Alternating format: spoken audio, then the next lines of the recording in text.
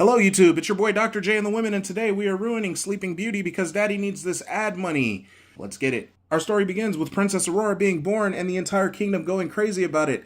Her birthday becomes a national holiday. Other kings and queens show up, including Prince Philip and his parents. As you can see, Prince Philip is about an 8 or maybe 9-year-old boy looking at this newborn with admiration or disgust. I really can't tell, but look at his face.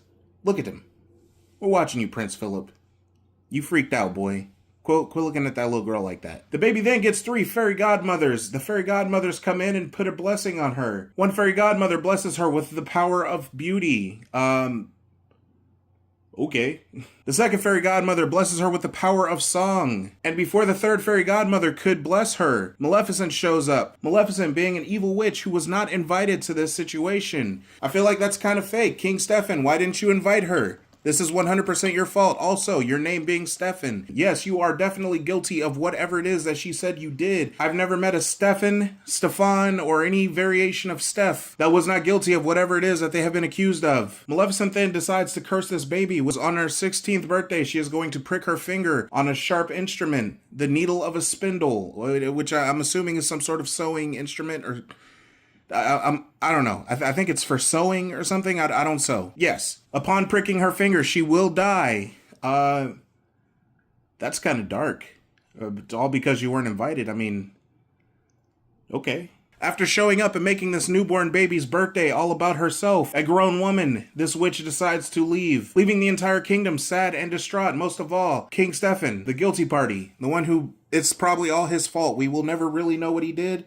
I'm pretty sure he's got some baby mama drama going on there. Moving on. The third fairy godmother then tries to find a loophole because she cannot undo what Maleficent has put on this baby. So then what she does, instead of this poor baby dying upon pricking her finger, she will go into a deep sleep and await true love's first kiss. First off, this is a newborn baby. All of y'all are weird. Quit worrying about who this baby is going to grow up to be kissing and marrying. Did anybody bring diapers?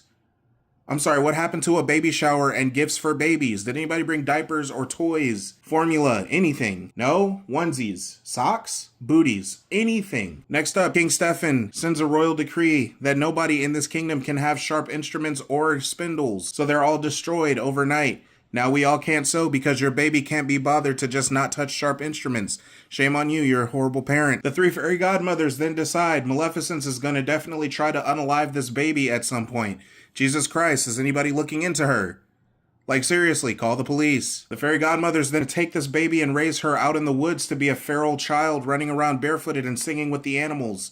Moving on. The fairy godmothers decide that they're going to make her birthday special. I mean, it is her sweet 16, and instead of worrying about being pricked or dying or be a PDF lurking in the woods, they're going to make her a birthday cake and a new dress. This is going to be nice. But instead of doing it low-key, they decide to make it with magic, thus making it possible for Maleficent's people to find them. They send Princess Aurora out into the woods to collect berries. She's supposed to be in hiding, so, just go out into the woods, singing and dancing.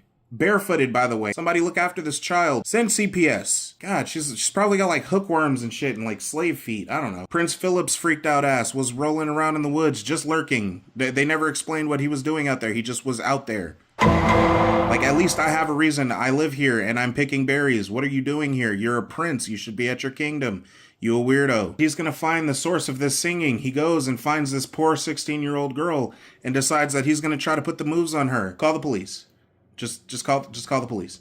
Call the police. He decides to cut in on her song. This was a solo, not a duet. Get out of here. Then you try to start dancing with her. Whoa, whoa, whoa, whoa, whoa, whoa, whoa, whoa. Keep it above the waist. Thankfully, before he could sink his teeth into this poor child, she comes to her senses and realizes that she is not supposed to be talking to strangers, especially adults. Bro, you were like 8, maybe 9 when she was a newborn baby. She just turned 16. That puts you somewhere around, what, 24? You're freaked out. Get out of here. Call the police. Princess Aurora then runs back home and exhibits signs of, I don't know, young girl in love with older man syndrome. What do they even call that? Is there a word for that? Hang on. Let me look this up.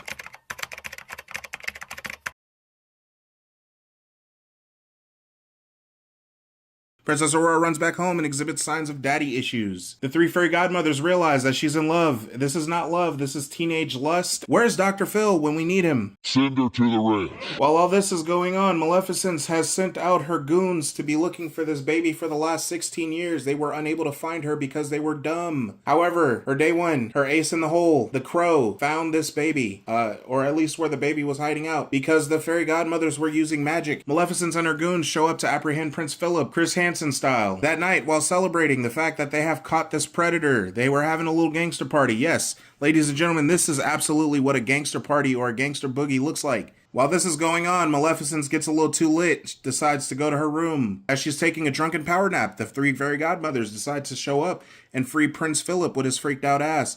Not only did they free him, they armed this man. Upon escaping from this castle, he commits capital murder multiple times. Maleficent then wakes up from her drunken power nap to try to stop him again. She puts all kinds of barriers and thorns in his way so he can't get to her, but look at that. Look at that determination. Look at that. That's terrifying. Look how hard he's fighting to get to that child.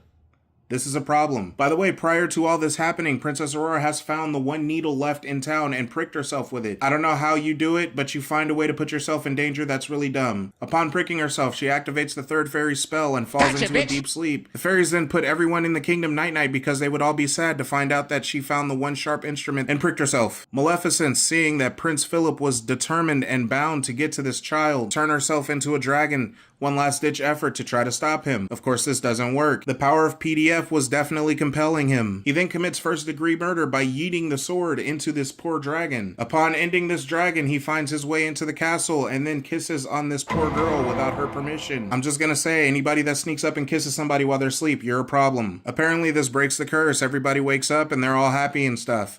Me personally, I am not. This needs to be destroyed. Call the police. Ladies and gentlemen, that's going to be it for today. That was Sleeping Beauty. If you guys want to see more, please let me know in the comment section down below. Thank you guys for watching. Love you guys. Be good to each other.